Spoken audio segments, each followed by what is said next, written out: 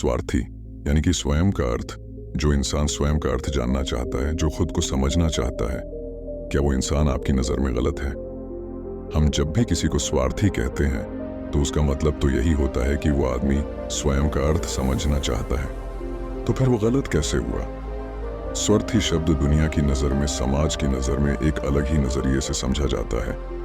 अक्सर हम अपने आसपास ऐसे बहुत से लोगों को देखते हैं जो स्वभाव से बहुत अच्छे प्रतीत होते हैं, यानी कि सब लोगों की मदद करते हैं, सबसे अच्छा व्यवहार रखते हैं।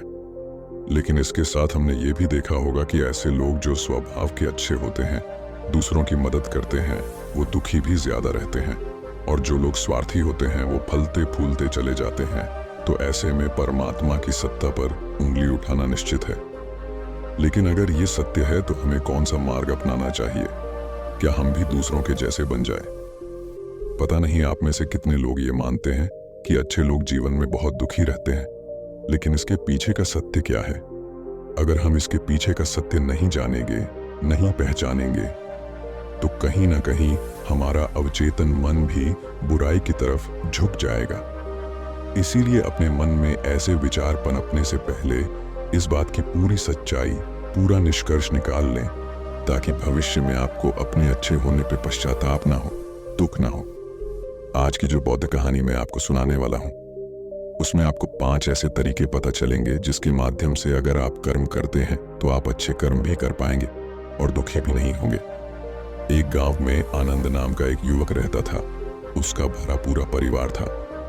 उसके 2 बच्चे थे, उसकी पत्नी थी, लेकिन उसके माता पिता इस दुनिया से चल बसे थे। इसीलिए पूरे परिवार की जिम्मेदारी उसी के कंधों पर थी। बच्चे अपनी पढ़ाई करते थे और उसकी पत्नी अपने घर गृहस्थी के कामों के साथ गाय, भैंस, बकरी इत्यादि का दूध बेचकर अपना घर चलती थी। और आनंद पहाड़ में पत्थर तोड़ने का काम करता था। बहुत ही मेहनत भरा काम था। पूरे दिन काम करता तो रात को थककर घर पर वापस लौटता। लेकिन इतनी मेहनत करने के बाद भी अगर आनंद को गांव का कोई भी आदमी मदद के लिए बुलाता तो आनंद कभी भी मना नहीं करता था। उसके जीवन का एक ही सिद्धांत था, अगर मैं दूसरों की मदद करूंगा तो परमात्मा मेरा साथ देंगे, परमात्मा मेरे साथ कुछ बुरा नहीं होने देंगे।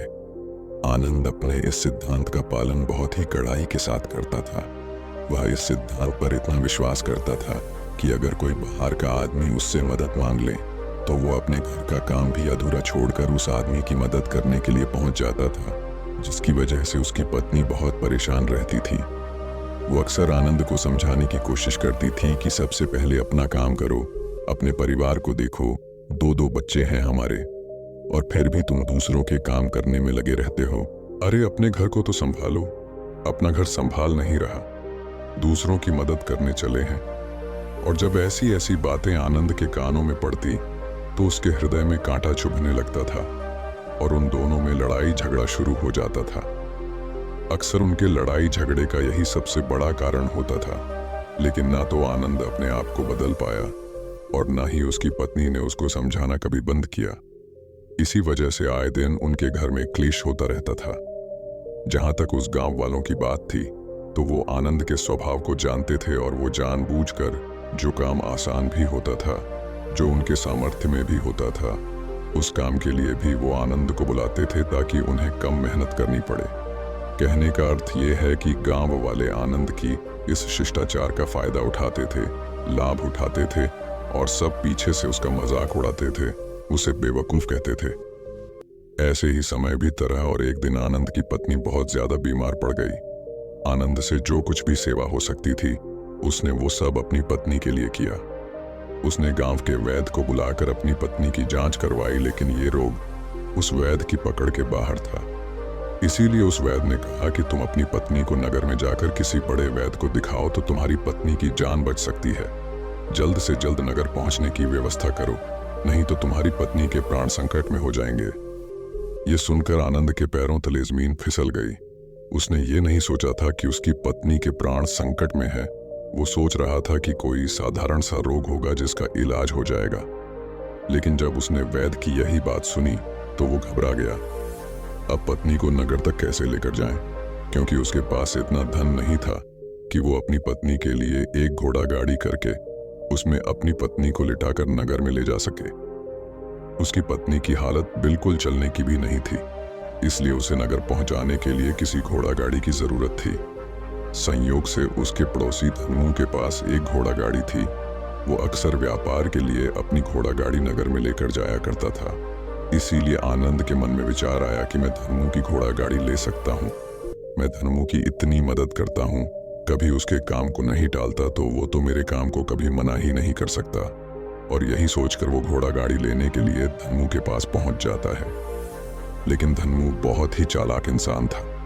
वो बिना किराए के अपनी घोड़ा गाड़ी अपने सगे संबंधियों के लिए भी नहीं ले जाता था, तो आनंद की तो दूर की बात रही। जब आनंद ने उससे घोड़ा गाड़ी के बारे में पूछा तो उसने ये कहकर उसका ये काम टाल दिया कि मेरे घोड़े बहुत ज्यादा बीमार हैं, वो शायद बच भी मुश्किल से पाएंगे। 5 दिनों से वो कुछ नहीं खा रहे, तो ऐसे में बेचारा घोड़ा गाड़ी लेकर कहाँ नगर तक पहुंच पाएगा। हाँ, अगर तुम कुछ धन की व्यवस्था कर सकते हो तो मैं अपने एक मित्र की घोड़ा गाड़ी तुम्हारे लिए मंगवा सकता है। ये सुनकर आनंद परेशान और चिंतित हो गया, क्योंकि उसके पास धन तो था ही नहीं। इसका मतलब उसकी पत्नी बड़े नगर में वैद्य के पास इलाज के लिए पहुंच ही नहीं पाएगी। उलझन भरे हुए विचार लिए हुए जब आनंद वापस आ रहा था तो उसने एक दिल दहलाने देने वाला दृश्य देखा। उसने देखा कि धनमू के घोड़े, जो धनमू के अनुसार बीमार थे और कुछ खा भी नहीं रहे थे, वही घोड़े गांव का ही एक युवक उसकी बाट से खोलकर बाहर ला रहा था और गाड़ी में उसको जोत रहा था। ये देखकर पहले तो आनंद को कुछ समझ में नहीं आया। उसके बाद जब आनंद ने उस युवक से पूछा तो उसने बताया कि धनमू ने ये घोड़ा गाड़ी उसे किराए पर दी है। ये सुनकर आनंद का दिल टूट गया। उसने कभी सपने में भी नहीं सोचा था कि उसका सबसे अच्छा मित्र धनमू उसके साथ ऐसा कर सकता है। हालांकि ये इस बात पर दुखी होने का वक्त नहीं था, इसीलिए आनंद वहां से जल्दी से लौट जाता है और गांव के ही एक सेठ के पास जाकर कुछ धन उधार लेकर धनमू को दे देता है। धनु अपने मित्र की घोड़ा गाड़ी मंगवा देता है, जिसके बाद वो अपनी पत्नी को वैद्य के पास नगर में ले जाता है। जब उसकी पत्नी का इलाज चल रहा था तो आनंद यही सोच रहा था कि एक वो दिन था जब धनमू की बेटी बीमार हो गई थी और धनमू यहाँ पर नहीं था, तो मैं पूरी रात वैद्य जी के पास उसके लिए बैठा रहा था। उसकी देख रेख की थी, उसकी सेवा की थी। इतने दिनों तक धनमू नहीं आया था, तब मैं ही उसके परिवार की देख रेख किया करता था। हाय, कैसा दुर्भाग्य है ये, जिसके लिए मैंने इतना कुछ किया। उसने एक घोड़ा गाड़ी देने से मुझे मना कर दिया, और वो भी तब जब मेरी पत्नी जिंदगी और मौत के साथ खेल रही थी। कुछ देर बाद वैद्य बाहर आकर आनंद को एक बहुत बुरी खबर देता है। वो आनंद को बताता है कि उसकी पत्नी को कर्क रोग हो चुका है और इसका कोई भी इलाज नहीं है। उसके पास कुछ समय ही शेष बचा है। ये सुनकर आनंद दुखी होकर वहीं जमीन पर बैठ गया। उसकी पूरी दुनिया उजड़ने वाली थी और उसे कोई रास्ता नजर नहीं आ रहा था। कुछ समय बाद उसकी पत्नी चल बसी और अब दोनों बच्चों की जिम्मेदारी उसके कंधों पर आ गई थी। लेकिन यहाँ पर आनंद के सारे सिद्धांत टूट चुके थे, उसके सारे भ्रम खत्म हो चुके थे। अब उसके दिमाग में एक ही बात थी कि अच्छा कर्म करने से परमात्मा साथ नहीं देता, बल्कि बुरे लोग फलते फूलते हैं, और इस बात का मैं सबसे बड़ा गवाह हूँ। ये विचार अक्सर उसके दिमाग में चलते रहते थे और इसी वजह से उसका मन धीरे धीरे संन्यस्त हो गया, देश दुनिया से दूर हट गया। और एक दिन ऐसा भी आया जब वो अपने बच्चों को अपने रिश्तेदारों के पास छोड़कर इस देश दुनिया को त्याग कर एक सन्यासी बनने के लिए घर से निकल पड़ा। उसने गांव में किसी को कुछ नहीं बताया। किसी को नहीं पता था कि आनंद अचानक कहाँ गायब हो गया। सन्यास की दीक्षा लेने के लिए वो एक बौद्ध भिक्षु के पास पहुंचता है। बौद्ध भिक्षु उस समय ध्यान में बैठे हुए थे। ध्यान से बाहर आने के बाद वो बड़े ध्यान आनंद के चेहरे की तरफ इशारा किया। उन्होंने कहा कि याद रखना बेटा, जीवन से विरक्त होकर सन्यासी बनना तुम्हें परम सुख तक कभी नहीं पहुंचा सकता, परमानंद तक कभी नहीं पहुंचा सकता। तुम दुनिया से अपने मन पर एक बोझ लेकर विरक्त हुए हो। तुम दुनिया से परमात्मा की खोज करने के लिए विरक्त नहीं हुए हो। इस भ्रम में कभी मत रहना। तुम संसार से विरक्त हुए हो क्योंकि संसार ने तुम्हें धोखा दिया, ऐसा तुम्हें लगता है। इसीलिए तुम परमात्मा पे कभी विश्वास नहीं कर पाओगे और ना ही उन पर अपनी पूर्ण आस्था बना पाओगे। इसीलिए सन्यासी होने का भी तुम पूरा लाभ कभी नहीं उठा पाओगे। सन्यासी होने का लाभ तब मिलता है जब हमारी प्रभु में, परमेश्वर में, परमात्मा में पूर्ण आस्था बन जाती है। मैं तुमसे पूछता हूँ, क्या तुम्हारी आस्था परमात्मा में है? ये सुनकर आनंद कहता है कि हे महात्मा, मैं तो दुनिया देख कर आया हूँ कि जो बुरे कर्म करता है वो फलता फूलता है, और जो अच्छा काम करता है उसे कुछ भी नहीं देता। परमात्मा उसे दुख ही दुख देता है। इसीलिए मैं परमात्मा पर अपनी पूर्ण आस्था कैसे बना सकता हूँ? ये सुनकर उस बौद्ध भिक्षु ने कहा कि यही तो मैं तुम्हें समझाना चाहता हूँ कि तुम पूरी ऊर्जा अपनी सन्यासी जीवन में लगाओ और उसके बाद भी तुम्हें फल प्राप्त ना हो तो तुम्हें कैसा लगेगा। इसीलिए किसी की भी मदद करने के लिए मैं 5 सिद्धांत तुम्हें बताता हूँ। ये 5 सिद्धांत समझकर संसार में वापस लौट जाओ और संसार में एक ग्रस्त जीवन जियो। उसके बाद ही सन्यासी जीवन का उदय होता है, जब हम अपने ग्रस्त जीवन को पूर्ण रूप से समझ लेते हैं और अपनी जिम्मेदारियों का निर्वाह कर देते हैं। ये कहकर बौद्ध भिक्षु ने कहना शुरू किया कि जब भी तुम किसी की सहायता करते हो, किसी की मदद करते हो, तो उसमें सबसे पहली बात, सबसे पहला सिद्धांत जो ध्यान में रखने का होता है वो होता है कि किसी की मदद करते वक्त, किसी की सहायता करते वक्त कभी भी उससे उम्मीद मत रखना। ये मत सोचना कि आज मैंने इसकी सहायता कर दी, मदद कर दी, तो कल बदले में ये भी मेरी सहायता करेगा, मेरी मदद करेगा। अगर तुम ऐसा सोचोगे तो तुम्हें जीवन में दुखों का सामना करना ही पड़ेगा, क्योंकि एक नहीं तो दूसरा, या दूसरा नहीं तो तीसरा, कोई ना कोई तुम्हारी उम्मीद जरूर तोड़ेगा। और वास्तविकता में वो मदद या वो सहायता नहीं होती है, वो हमारे लालच का ही एक रूप होता है। हम उसकी सहायता या मदद निर्भर तरीके से नहीं कर रहे हैं। हमारे मन में लालच का भाव है, हमारे मन में बदले का भाव है। हम ये सोचकर मदद करते हैं कि इसकी मदद कर देता हूँ तो कल ये मेरा भी मदद करेगा, और यही लालच हमें अक्सर उन लोगों की मदद करने पर विवश करता है जो किसी न किसी रूप में धनवान होते हैं, क्योंकि हमें लगता है कि कल ये आदमी धन के द्वारा मेरी मदद कर सकता है। और इसीलिए जिस इंसान को वास्तविकता में मदद की आवश्यकता है, हो सकता है वो गरीब हो, लेकिन हमारा मन अपने लालच के वशीभूत होकर उसकी मदद कभी नहीं करेगा। इसीलिए किसी की मदद और किसी की सहायता करने के अपने विचार को विस्तार दो। केवल एक प्रकार के वर्ग के लिए अपनी सहायता या अपनी मदद पेश मत करना, उन सब के लिए समान होनी चाहिए। जरा सोचो, एक तरफ तुम्हारा मित्र हो जिसके पास धन है, संपदा है, और दूसरी तरह कोई गरीब औरत हो जो भूखी बैठी हुई है। तुम्हारा दोस्त तुमसे कहता है कि यार आज तो खाने के लिए अच्छे अच्छे पकवान मंगवा लो बाजार से, और दूसरी तरफ वो औरत तुमसे 2 सूखी रोटी मांग रही है, तो तुम किसकी मदद करोगे? कौन मदद का हकदार सबसे पहले है? सबसे पहले हमारा कर्तव्य बनता है कि उस औरत की भूख मिटाए, लेकिन अक्सर इंसान ऐसे नहीं सोचता। वो अपने दोस्त को तो खिला देगा, उसको तो बाजार से बहुत महंगी वस्तु मांगा के दे देगा, लेकिन किसी गरीब को उसकी भूख मिटाने के लिए पैसा या धन नहीं देगा। दूसरी बात जो ख्याल में रखने की है वो ये कि सहायता करते वक्त हमारा लालच कभी भी उसके साथ नहीं जुड़ना चाहिए। अक्सर हम जब किसी की मदद करते हैं तो हमारा लालच और हमारा स्वार्थ ही उसके साथ जुड़ा होता है, और हम अपनी भविष्य की योजना तैयार करके उस आदमी की मदद करते हैं।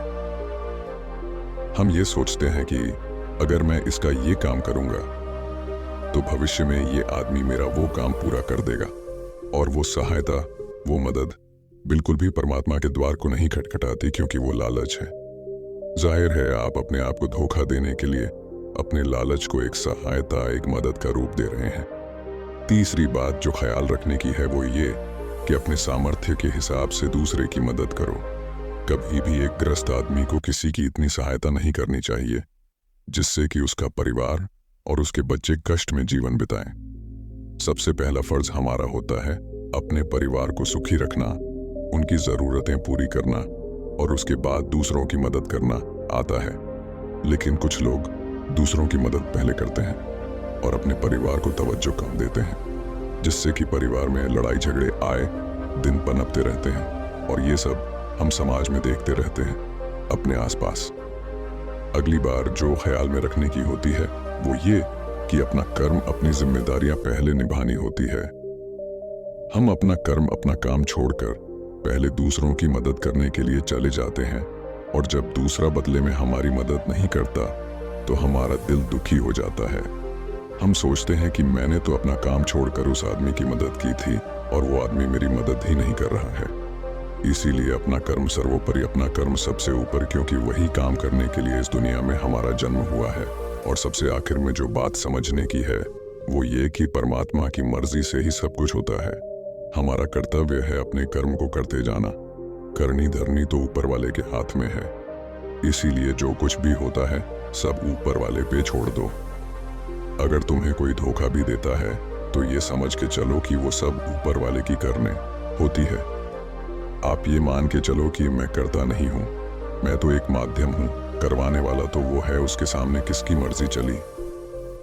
जब ये आस्था, ये विश्वास हमारे मन में पनपने लगता है तो हमारी सारी शिकायतें दूर हो जाती हैं, क्योंकि इस दुनिया में जो भी होता है अच्छे के लिए होता है।